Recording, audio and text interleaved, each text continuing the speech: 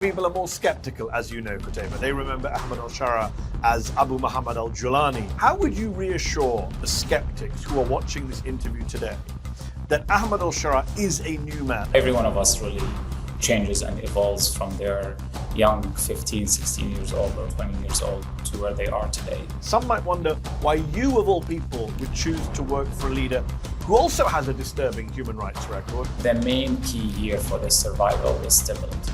Any one of us basically could be drunk in power once they do have the power. Is normalizing relations with Israel still on the table?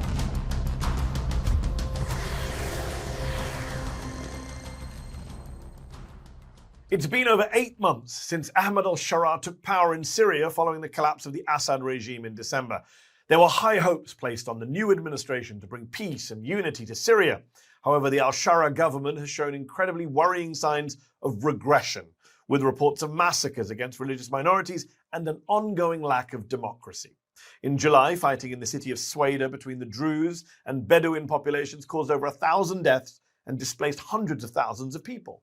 Syria has also faced continuous attacks from Israel, which in the past 3 months has bombed the capital city of Damascus, kidnapped Syrian citizens, and killed Syrian soldiers and civilians.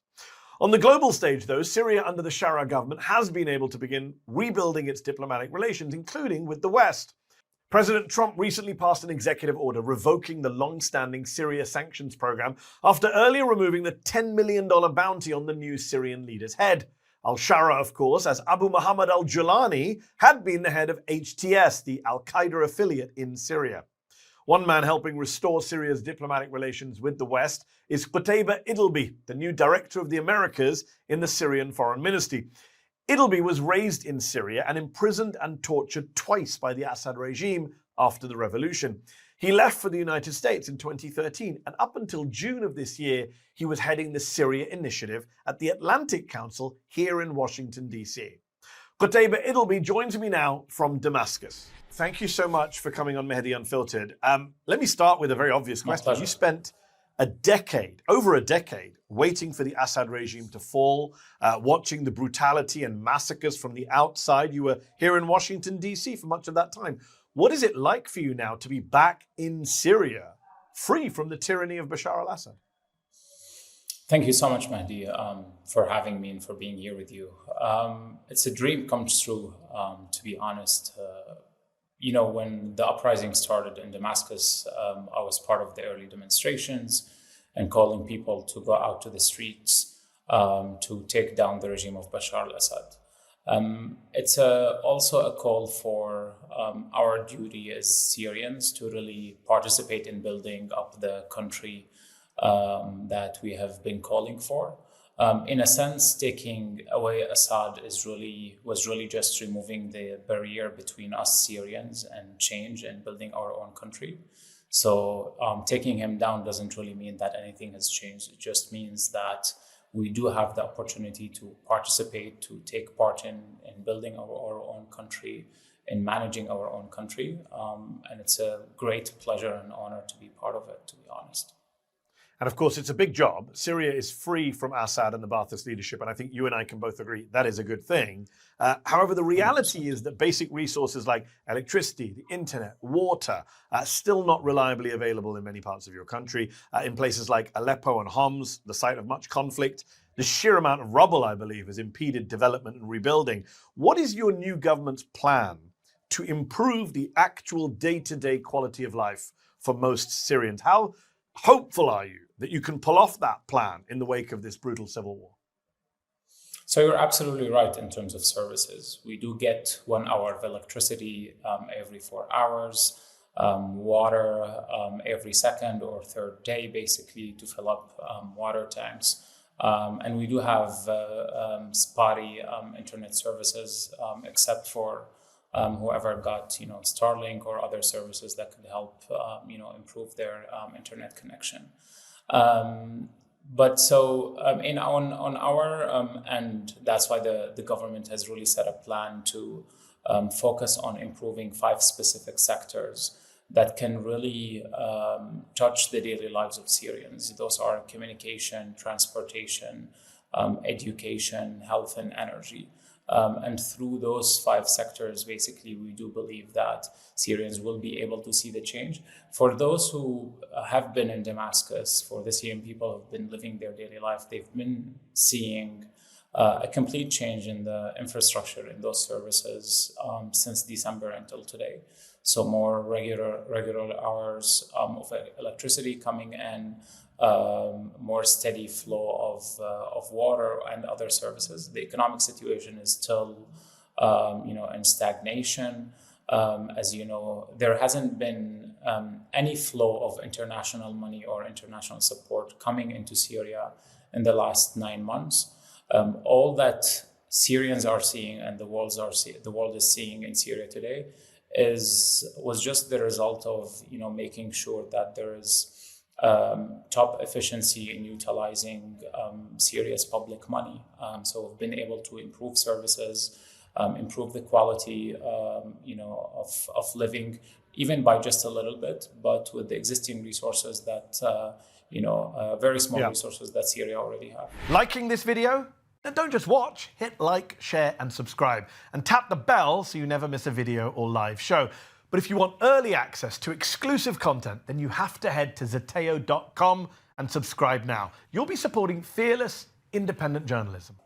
So, of course, you mentioned international money coming in or not coming in. And the international community is obviously looking at the government and looking at the leader of your government to see what happens next. You've presumably dealt with your new boss personally, the new Syrian leader, Ahmed Al-Sharaa. What is he like? Because Donald Trump met with him and called him a young, attractive guy, a tough guy. And then he lifted sanctions on your country. A lot of other people are more skeptical, as you know, Qutaiba. They remember Ahmed Al-Sharaa as Abu Muhammad al-Julani, the former head of Al-Qaeda in Syria, of HTS, Hayat Tahrir al-Sham. They remember the authoritarian way in which he ran Idlib when he was in opposition during the civil war. How would you reassure the skeptics who are watching this interview today that Ahmed Al-Sharaa is a new man, a different man, no longer a man of violence or extremism? Certainly. First of all, I think like all of us, every one of us really changes and evolves from their young 15, 16 years old or 20 years old to where they are today. As you can see in the government today, there is a bunch of young men and women. I think our average age within the government is a little bit in the late 20s, early 30s.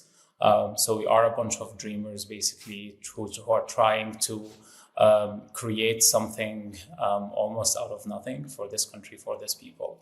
When it comes to President Sharaa, definitely we've seen, I think, a development of his character and who he is today over the years.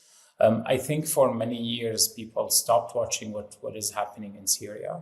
And in a sense, they've also stopped watching the development of his character from Abu Muhammad al-Jawlani to Ahmed Al-Sharaa, especially in the years between 2020 and 2024 when he ran his first government in Idlib. Over there, I think the lessons of how to govern the people, but also how to govern a diverse community that doesn't only include Sunni Muslims, includes Shia, include Druze, include Christians. Even though they were in small numbers in Idlib, I think that was really reflected in the way governance was developed in Idlib. Also, but you mentioned Idlib. The FT, Raya Jalabi, the Middle East correspondent of the FT, did a big profile piece of Ahmed Al-Sharaa earlier this year and pointed out that in 2023, Sharaa threw many of his top lieutenants in jail where they were, quote, tortured, triggering widespread protests. In 2024, the Syrian Network for Human Rights said protesters in Idlib were attacked. They also said that there were arbitrary arrests and detentions of media activists, political activists, local dignitaries. There was a lot of authoritarianism and repression, even in Idlib last year, the year before last.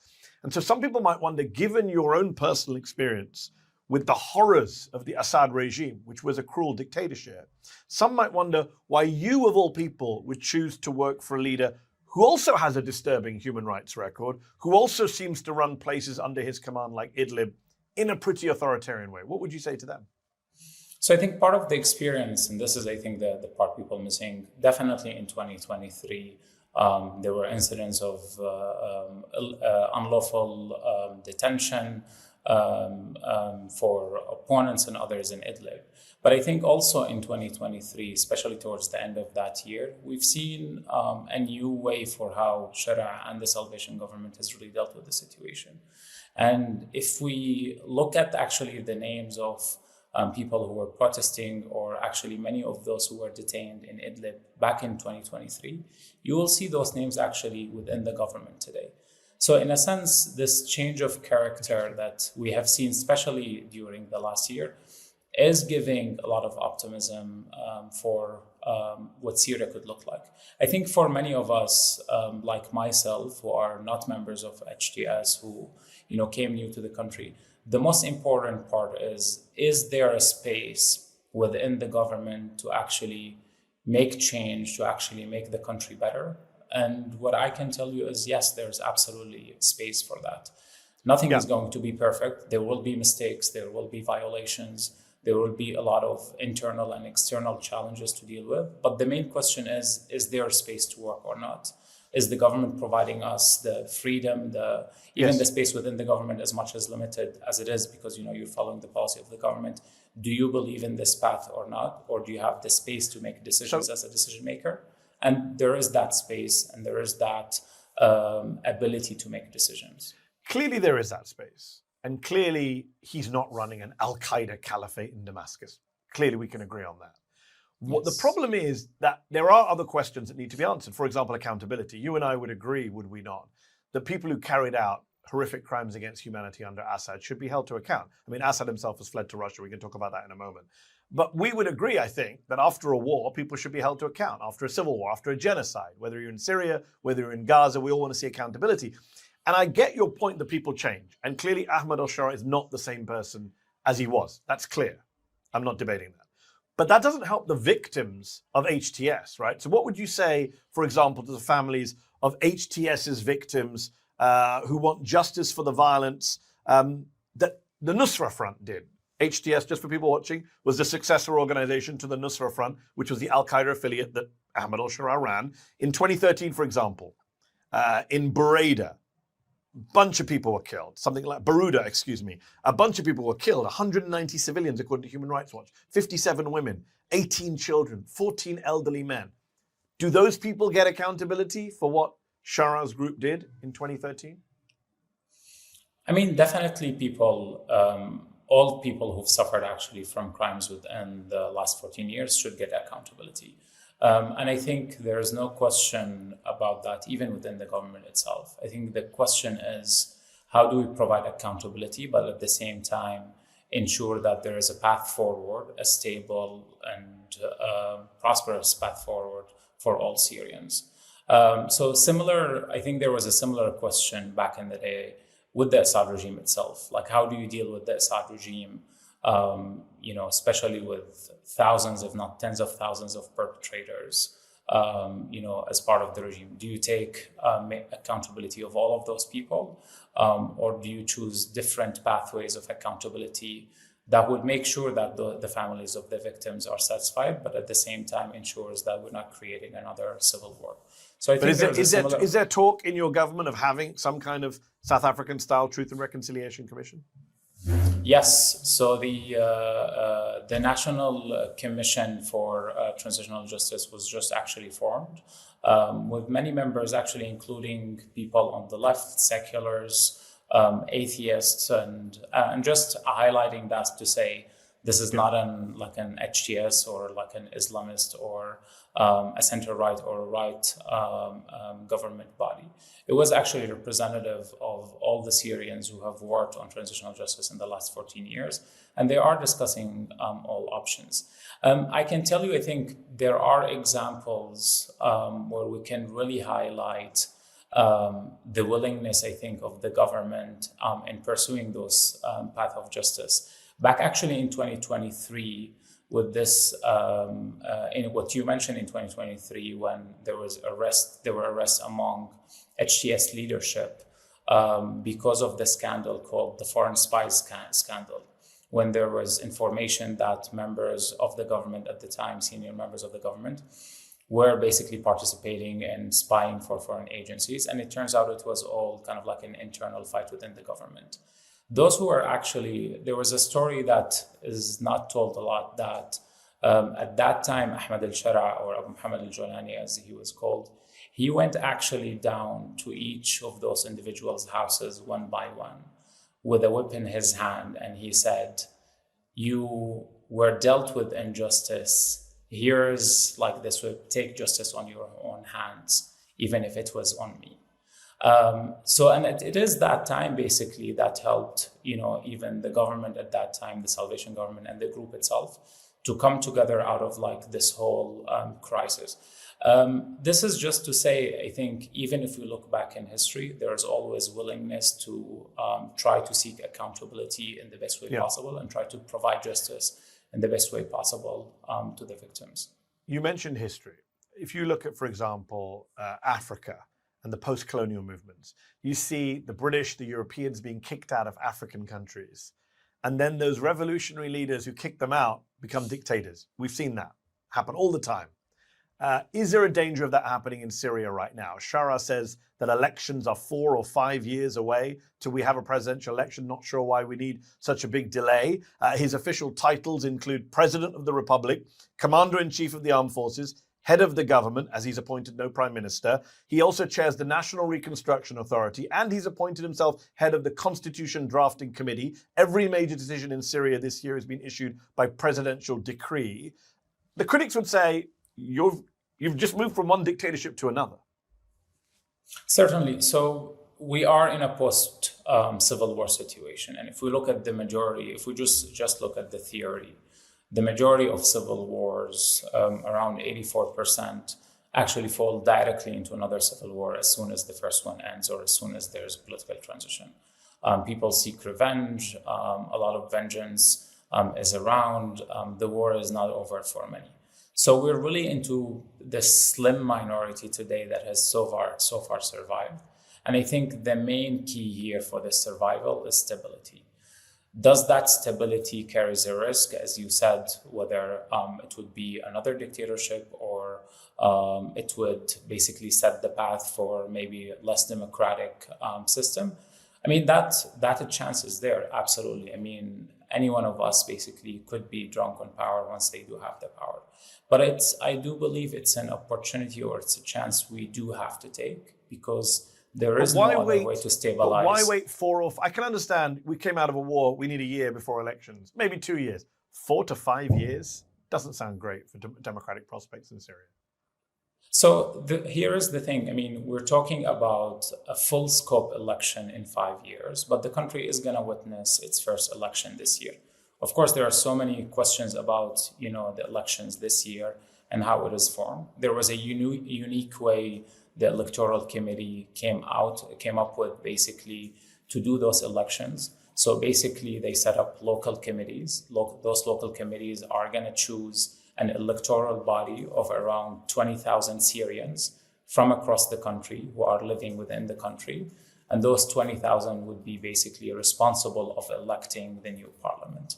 This is definitely not as representative as a full-fledged democracy could be, but it is representative to some extent within the circumstances that Syria has, within the lack of resources, within the lack of information. The Syrian civil registry system just started running 2 weeks ago. It doesn't even have account for all of the birth that happened in the last 8 months, but also of all the Syrians who've decided not to go to a civil registry in the last 14 years. So there is definitely not even data to work with. But there is now a model of those basically 20,000 people representing their communities being able to elect members into the parliament.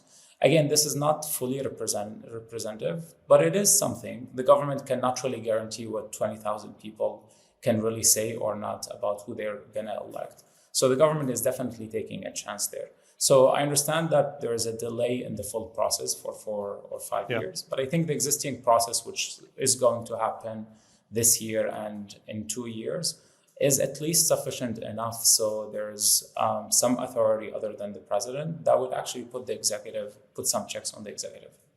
Much needed. you mentioned civil wars turning into other civil wars. Clearly, that hasn't, thankfully, happened in Syria yet. But there has been violence. There have been violent clashes with multiple communities. In July, you had the Druze majority Sweda province, where there was fighting between Druze militias, Syrian Bedouin tribal fighters, Syrian government forces, 175,000 people displaced from their homes. Then there was a US brokered ceasefire, but there's a big issue of trust within the Druze community and your government, as you know. And it's not just the Druze community. You have the Alawite community, obviously, which was once in charge of the country via the Assad family. A recent UN investigation in August found that war crimes were likely committed by your government against Alawite civilians in March. Syrians saw videos of their government army fighters humiliating Alawite men, forcing them to crawl and howl like dogs before killing them.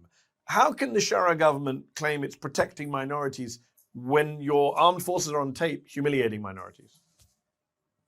Certainly. So, I mean, on the first one, on the premise, just want to highlight that the UN Commission of Inquiry report highlighted that members of the armed forces within the Syrian government committed violations, not that the government or the armed forces themselves as a group or as an institution did that.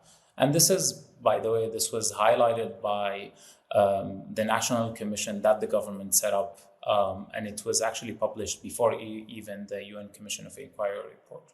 So even our own findings as government has But you said haven't released, correct me if I'm wrong, Qutaiba, you haven't released those full findings.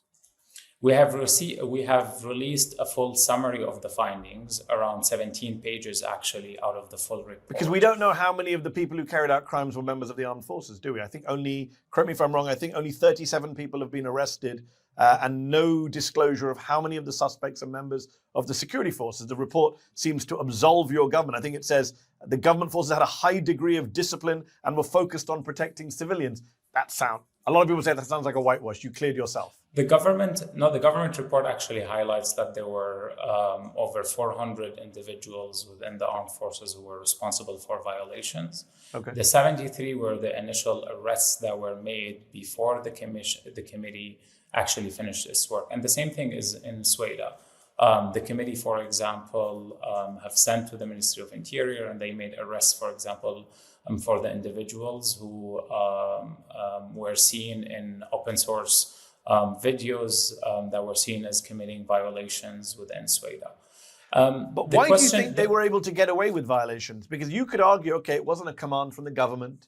Nobody in the government told them to do this. These were rogue soldiers. Yeah. But the counter-argument would be they do this because they know that this is what's expected. They know they can get away with it if it's an Alawite, if it's a Druze, if it's a Christian. That's the mindset, your critics would say. Yeah.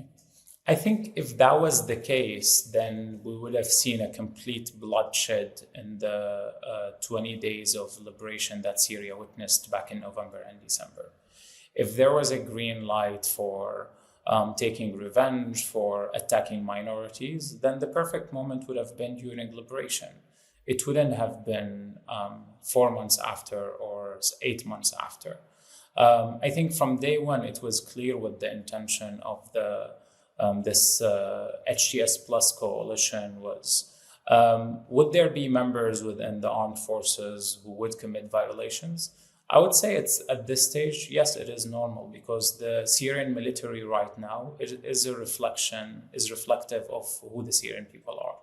Were there people who were traumatized, who became more extreme because of the circumstances of the war or because of certain ideology? Certainly. It is the role of the military institution to hold those accountable and to create systems of discipline, of command and control structure. Such systems usually, in normal circumstances, takes years to be established.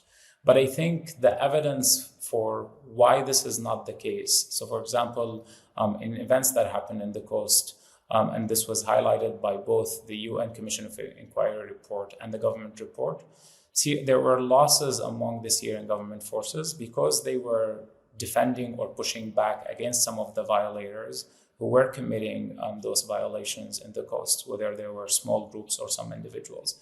There are actually internal security people who lost their lives because they were defending civilians from those violations. So I think when it comes to the policy, there is a clear direction for where the government is going. In Sweden, the government was very clear that absolutely, yes, there were mistakes and there were violations committed by individuals who are members of the armed forces. The main question would be, as you alluded to, Mehdi, is about accountability.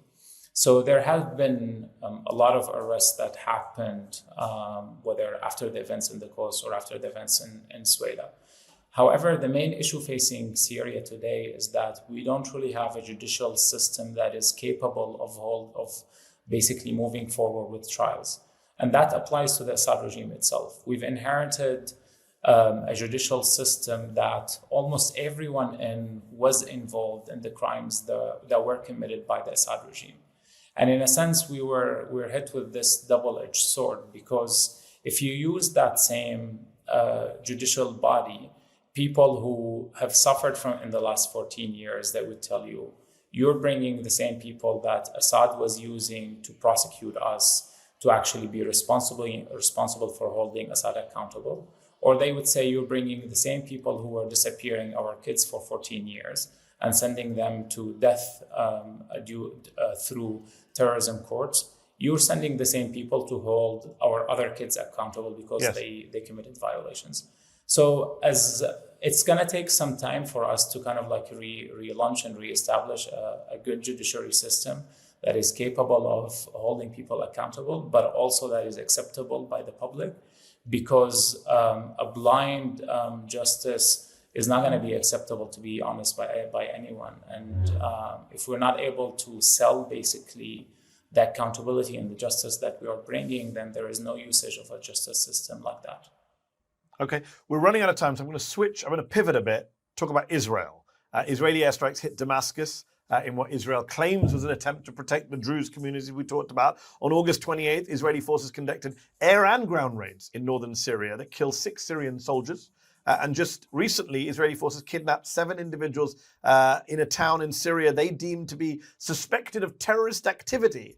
Is normalizing relations with Israel still on the table from your government while Israel continues its rather flagrant assault on Syrian sovereignty? What is the Syrian government's plan to protect your sovereignty from Israel? So, I mean, it's clearly from our side, the way we see it is Israel is the major security threat against Syria. It's not the other way around. And that has been always our message. We want regional stability. We want security for all of Syria's neighbors, including Israel. So we don't want anyone to use Syria's soil to do attacks against anyone. But in this case, as you mentioned, Israel is the threat against Syria's national security.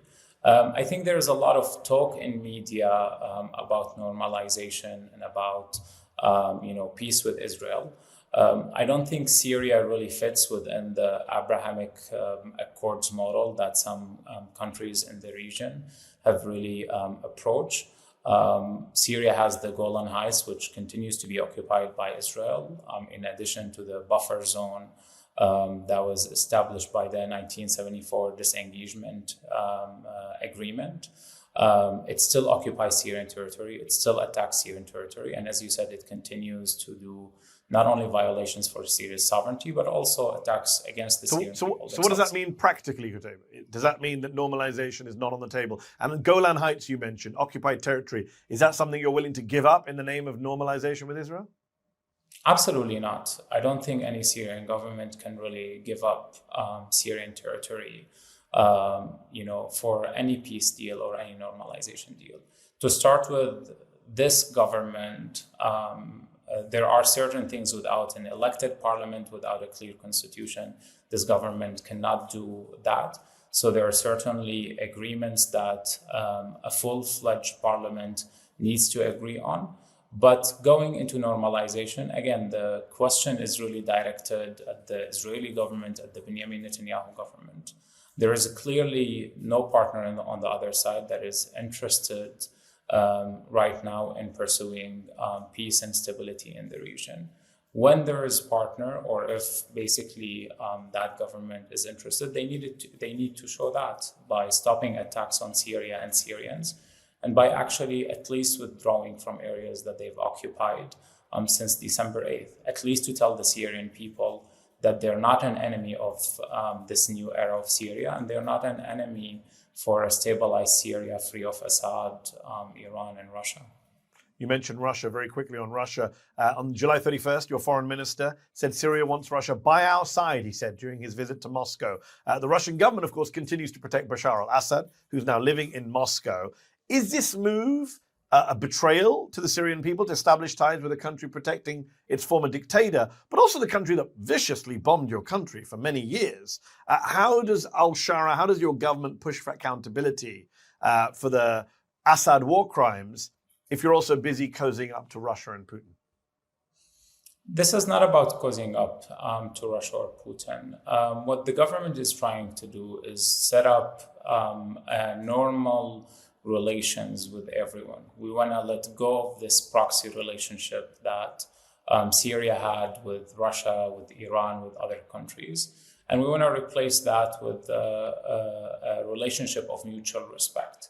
And that starts by laying the ground. Of course, there are still interests for Syria, for the Syrian people with Russia, that the Syrian government should really be worry about and should take care of. And it is part of our approach, as I mentioned, to have normal relationship with all parties, regardless of who they are. There is certainly a lot for Russia and Iran to make up for the Syrian people. And I think the Russian government has expressed at least in initial thoughts about opening a new page, about turning a page on the era of the Assad regime and focusing on relationship with the Syrian state. And we're willing to test that out and work out how we can build a normal relation that can eventually, yes, even bring accountability from Assad regime folks who are now in Russia. You've used the word normal a lot of times, to normalize relations, normalcy. Something normal for Syria to do would have its president attend the United Nations General Assembly in New York and speak as the president of the country. Will Ahmed Al-Sharaa be speaking at the UN? Is he able to get a visa to go to the US, to go to New York, where a lot of Americans will remember that Al-Qaeda killed 2,750 people on 9/11? I wonder how controversial that visit is from your perspective. I think so. One, yes, the hope is for President Sharaa, if the circumstances allow, especially internally in Syria, the hope for the president to participate in the UN General Assembly gatherings. This will be the first time for a Syrian president to participate in the high-level week of the UN since the establishment of the UN 80 years ago. I understand, of course, the controversy might be around his participation because of the affiliation, the former affiliation of the group with Al-Qaeda. But I mean, I think, again, if you want to go back to history, Ahmed Al-Sharaa himself or the group was affiliated, but was never part of the actions that Al-Qaeda has taken outside of Syria.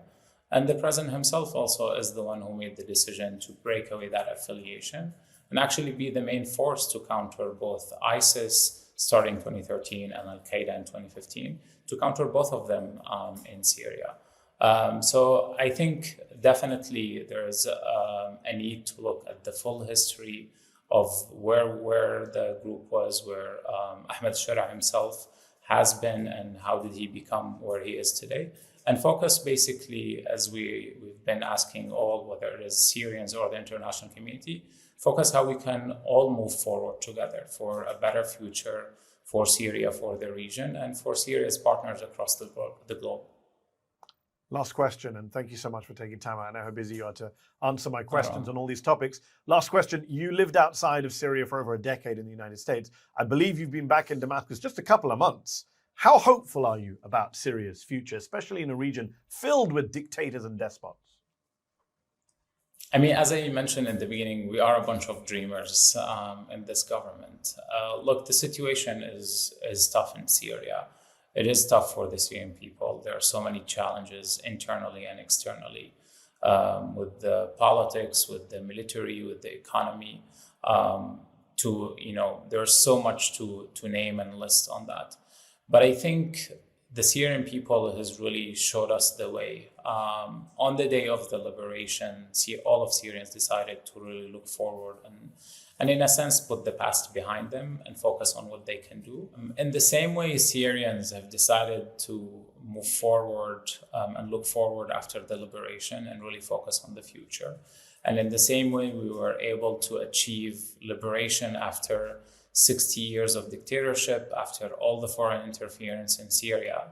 And the same way we were able to put the country on a path, regardless of how shaky it is.